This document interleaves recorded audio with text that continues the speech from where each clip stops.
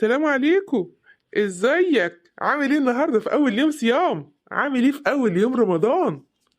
بقول لك ايه يا ممدوح، انا تعبان وطلعان عيني وصايم وعايز ادخل الكافيه ده اشرب حاجه، انا عطشان قوي يا عم.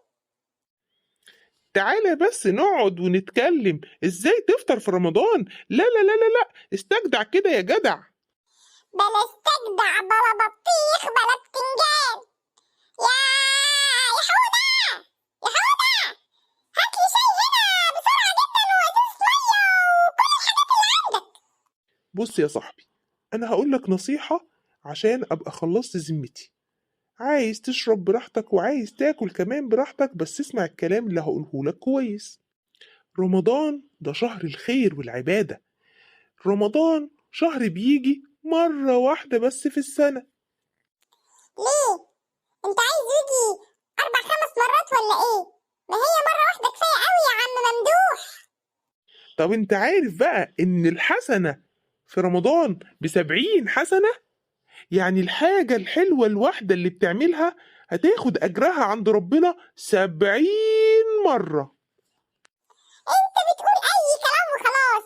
طبعا ده الكلام ده، مين قالك الكلام ده؟ طب انت عارف يا عصام احنا ليه بنصوم رمضان؟ طبعا عارف، علشان نحس بالفقراء اللي حوالينا. غلط يا عصام، غلط. امال بنصوم ليه يا ابو الفقاقة؟ لا يا فالح، مش عشان نحس بالفقرة ولا حاجة. احنا بنصوم عشان نتحكم في شهواتنا، ولما بنعمل كده بنقدر بالطريقة دي. لو صمنا وقدرنا نصوم بنعرف بعد كده نتحكم في اننا ما نعملش حاجة غلط، ونقدر على نفسنا ونهزم الشيطان بتاعنا. ايه ده؟ معقولة؟ لا، ده انا كنت فاهم غلط خالص. رمضان شهر جميل قوي يا عصام، اوعى تضيعه انك تقعد تتفرج على الافلام والمسلسلات والكرتون، وافتكر دايما ان الحسنة ب70 حسنة. وكمان الفرض اللي هتصليه هيتحسب لك عند ربنا 70 فرض. تصدق انت صحيت ضميري. يلا بينا نروح، يلا بينا نروح، الظهر قرب يأذن.